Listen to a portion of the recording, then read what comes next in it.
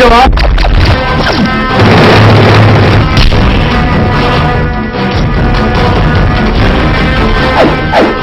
देख के अगर ब्रेक ना लागल रही तो फौज में जाए से पहले शहीद हो जाता।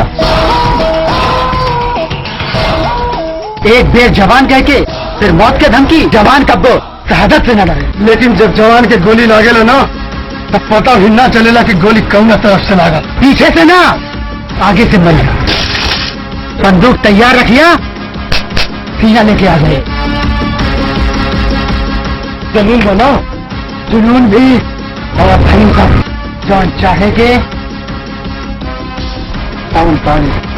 जब से भैली गोरी तुहसे मिलनवा, रतिया जोर लागे निकी लागे दिनवा। हर पल आवे हमके तोहरे सपनवा, हर पल आवे हमके तोहरे सपनवा। का हो भैया, प्रणाम।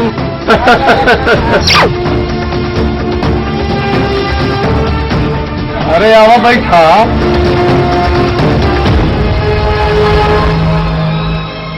हाँ भाई, इतना बड़ खानदान के बहनोई पाइल बानी। भैया इक्का बोल रही बात। जैसे तो आगे कुछ मन में नहीं थे। देवती बहन की बिहान हो ढेले तो फिर यही समझिए।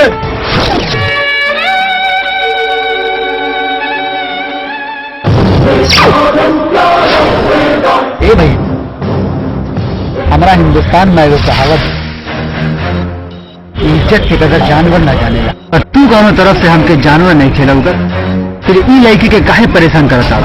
मान जा। अगर ना माने तो जब बात के फूटपाथ खाना बनिए तो लखियाल बहुत जरूरी होगा।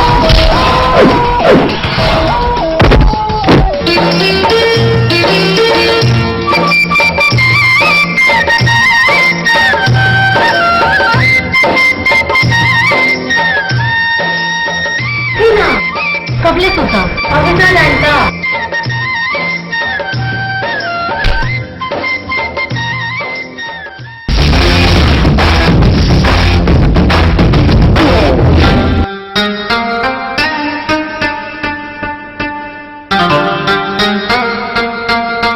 अब तो थोड़ा के मालूम नहीं ना।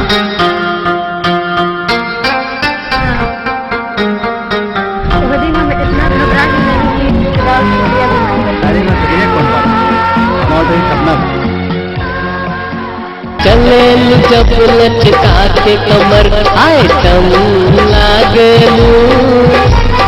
चले जब लचका के कमर आइटम लागलू।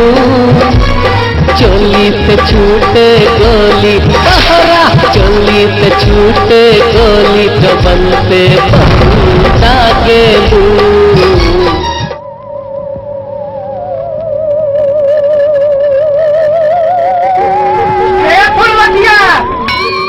कहाँ पड़ी रे?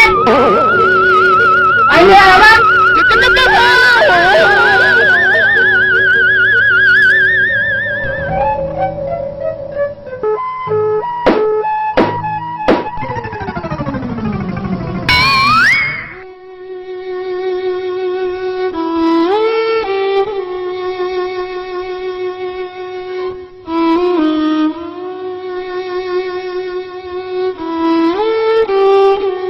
हम कहा था यही से तोरा करने खातिर चाहे तो पर चलो तो।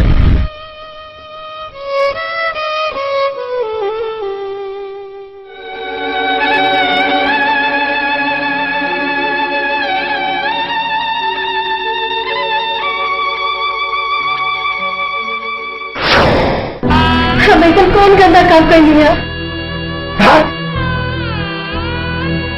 मैं कहा था कि तुम्हें हम जान से मार देंगे, लेकिन तुम्हें गंदी के मार के हम अपन हाथ गंदा नहीं की चाहत।